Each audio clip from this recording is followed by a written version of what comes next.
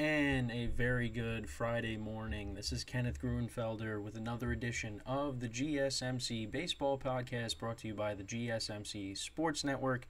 And once again, it's great to have you guys here on this, well, at least on the East Coast where I am, the weather has been terrible. It's been another rainy day, so hopefully, well, the weather looks like it's going to be a lot better within the next couple of days. So hopefully that's behind us for now. But we've now reached the final week the final weekend of the regular season. Obviously, we got a lot to talk about on today's show. I'm just adjusting my mic here because I didn't really adjust it right before I got on. But as I was saying, we do have a lot to talk about today. But before we get into that, I just want to remind you guys to donate or tip and get your comments recognized. Go to streamelements.com/gsmcsportsnetwork./tip. Again, that really helps the show. And also for bonus coverage materials that are not covered in this broadcast, go to patreon.com and search up GSMC Sports Network. And that is where you will find the exclusive content for myself and the other podcasts as well for the GSMC Sports Network. And I will be recording the Patreon video at the end of the live broadcast. Trying to get up yesterday's show. I'm in the editing process of that. The whole stream is up, of course, but I'm working on editing the broken down segments, the 4 individual parts of the show. So that's up. So in case you missed anything, that will be up at some point during the day today. But with that now, let's get into what we're going to talk about. Obviously, like we always start off the show, I'll talk about the latest news and headlines around the league. Then in the second segment, I'll talk about the American League side of things. We'll talk about the Orioles clinching the American League East and the Mariners getting a big win, a walk-off win against the Rangers last night to keep themselves in the playoff race, of course, for the wild card at the moment. They also did gain ground in the division, so obviously we'll touch upon that, and we'll go through the other scores regarding the American League as well. Then in the National League, we'll talk about the Cubs getting swept by the Braves. So that really puts a dent in their playoff hopes at the moment. We'll also get into the Marlins not completing their game with the Mets last night because of the game being suspended due to rain. So that game is going to resume today. So we'll get into that and, of course, the other National League scores. And then we will preview the games for this upcoming weekend because some teams were off yesterday. So yeah, and that's pretty much it. This is it. This is the final weekend of the regular season, and then when we come back on Monday, we will start talking playoffs. So that's the rundown for today's show. So let's get into the first part of the show, which is obviously the latest news and headlines. So obviously the Orioles did clinch the American League East last night. They got to 100 wins, and we're going to get into that more specifically in the next segment. But something else that came out of yesterday, so they signed a new 30-year lease to continue to play at Camden Yards. So, that's a good thing. I mean, obviously Camden Yards is an historic ballpark, and, can't really picture the Orioles playing anywhere else. I mean, obviously, over the years we've seen stadiums, teams change stadiums. We're going to be seeing that with the Rays at some point. Obviously the Yankees and the Mets, they changed stadiums, years ago. I'm someone that doesn't like change, but it's definitely a good thing that the Orioles will continue to be playing at Camden Yards, and that place is going to be rocking come playoff time. So really looking forward to that. That was one thing that came out of yesterday. Also, there was an article that came out. So these are like the crazy stats of the week. So MLB came out with that. So the first one they talk about is Aaron Judge. So he had his second 3-homer game of the season last week, and he did that in 100. He can play at most 107 games for the season, obviously, because he missed all that time due to the toe injury that he sustained running into the wall at Dodger Stadium, and that kind of changed the course of the Yankees season. But, so at most he could play 107 games on the season. So his 37 home runs are the second most by a player in a season in which he played fewer than 110 games. And that's only behind Mark McGwire in 1995 when he hit 39 home runs in 104 games. I'm kind of hoping that Judge gets to 40. But it's just, again, it's really unfortunate that he got hurt because he definitely could have hit close to 60 this year. And it just stinks that that ended up happening. So the next one they talk about is the Brewers. They clinched a playoff spot, and they won by 15 runs, and that was against the Marlins when they put up 12 runs in I think it was the second or third inning, and that was tied with the 2018 Cleveland Indians at the time for the third largest win by a team on the day they clinched a playoff spot. Only the 2001 Braves and the 1996 Yankees had bigger such wins by 17 runs each. And Rowdy Tellez pitched the ninth, becoming the first position player to finish a game on the mound for a team the day they clinched the playoff spot. So that's interesting. So then the next one they talk about is Michael Lorenzen. He recorded a save for the Phillies. After throwing a no-hitter earlier in the season, he became the 10th pitcher to throw an individual no-hitter and record a save in the same season, since saves became official in 1969. He joined 2014 Tim Lincecum, 2010 Matt Garza, 1993 Chris Bozzio, 1980 Jerry Rios, 1976 John Candelaria, 1973 Nolan Ryan, 1973 Jim Bibby, 1973 Phil Nerecro, and 1969 Bob Moose. Again, apologize for the pronunciation of some of those names. But yeah, and again, if you haven't done Immaculate Grid yet, these are some names that you could definitely use. I didn't see what it was today, so but yeah. And then the last one, or actually no, there's more after that.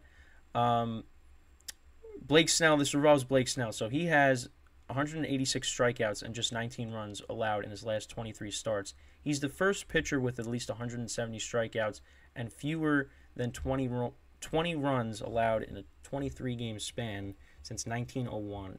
Snell has a 1.2 ERA in his last 23 starts. The only other pitchers with an ERA that low in a single season, 23 start span, is 1968 Bob Gibson, 1915 Grover Alexander, 1914 Walter Johnson, and 1914 Dutch Leonard. So yeah, and then there's a few more. One of them has to deal with L.A. De La Cruz. He hit 2 home runs on Tuesday, the second of which had a 119.2 miles per hour exit velocity. That's the Reds' hardest hit baseball tracked by StatCast. He's one of just 6 players with at least 1 home run at 119 or harder tracked by StatCast. And yeah, he's in good company. Giancarlo Stanton, Judge, Ronald Acuna, Manny Machado, and Kyle Schwarber. So yeah, that is very good company when it comes to that. But yeah, everybody just loves exit velo nowadays. But yeah, he's in good company when it comes to that. So Juan Soto hit 2 home runs on Tuesday, and he rides a 30-game on-base streak into the weekend. He now has 17 career multi-homer games, tied with Mel Ott, who Miguel Cabrera tied on the all-time home runs list, and Bob Horner for third most before turning 25, behind only Eddie Matthews and Hal Trotsky. Soto now has 160 career home runs, tied for 7th most before turning 25, behind only Matthews, Jimmy Fox, Mickey Mantle, Ken Griffey Jr., and Alex Rodriguez. And then finally, Garrett Cole, we'll just get into this one, finished off his Cy Young campaign throwing a 2-hit shutout. He became the first Yankee with multiple shutouts, allowing 2 hits or fewer in a season since David Wells in 1998. So I just thought that was interesting to go over some of those. But yeah, so that's those are some of those are very interesting, obviously. And again, if you didn't do Immaculate Grid yet, some of those names you could definitely use. I don't know what it was today, but but for future reference. But yeah, I mean that's obviously the Blue Jays, they picked up a big win last night, finally beating the Yankees, which I expected. We'll get into all that. Also, quick thing on Matt Olson. So he set the Braves RBI mark, and the Braves also clinched the best record in the National League with last night's win. So they're going to have home field advantage. Also, the Orioles are going to have home field advantage as well. So those teams, along with that, having first-round byes. So yeah, the World Series, the path to the World Series is going to have to go through Atlanta if the Braves, obviously if something happens, but I expect them to, again, go to the World Series. And the Orioles have home field advantage right now, so we'll see how it all goes. But some big series coming up this weekend, of course, and we'll preview all of that. Like I said, some teams had off yesterday, but everybody's playing this weekend. We may be saying goodbye to, we're going to be saying goodbye to Miguel Cabrera and Adam Wainwright, of course. This is their final weekends playing. Well, Adam Wainwright's done pitching, but he's, this is going to be it for him, at least now in the clubhouse, and then he's going to go off and retire because he's not pitching anymore. He's not pitching this weekend. Pitched his final game, his 200th win. Miguel Cabrera. Then you got Joey Votto. We don't know what his future is going to be. And also Zach Greinke could be making his last start of his career against the Yankees this weekend. So, And then, of course, we said goodbye to Terry Francona. Well, he's still managing, of course, this last series, but at least, in front of the home crowd. So, it's, going to be sad to see some of those guys go. It doesn't look like the Reds... I don't think the Reds are going to make the playoffs, so we might be seeing the last of Joe. At least, we don't know what's going to happen. But right now, as it currently sits, Reds are 1.5 games out. So, they need a miracle, but with 3 to go here. But I think they're going to be on the outside looking in. Also, the Padres are still in it because of the game getting suspended last night. And also, I was watching something. The Padres, at least when I saw it, the video last night. So they're 1-12 in extra inning games. They're also 7-23 in 1-run games, and I think that's most recent. But that's just, again, like, if they flip those games, they flip those extra inning games, they flip some of those 1-run losses. They're right there. So, but yeah, I thought that was interesting. So, but yeah, that's pretty much it when it comes to the first segment of the show. Obviously, when we go to break and then we come back, we'll talk more specifically about the Orioles clinching the division. We'll get into the Blue Jays picking up a win, the Mariners walking it off. There's a lot to go over, and we'll get into all that. But let me know what you guys think of this first segment, and yeah, that's pretty much it when it comes to this segment. But it's just crazy that we're at the final weekend of the regular season, and playoffs are going to start, and it's going to be wild. It really is. So yeah, this is going to be what the next segment's going to be, obviously. It's and things could change by Monday. Right now, the playoff picture might not be what it is on Monday because things are still very close. And the Mariners, they got a huge win last night. So, and it's against the Rangers, so the Rangers haven't clinched the division yet. So that's still kind of up for grabs at this point. But we're going to go through all that.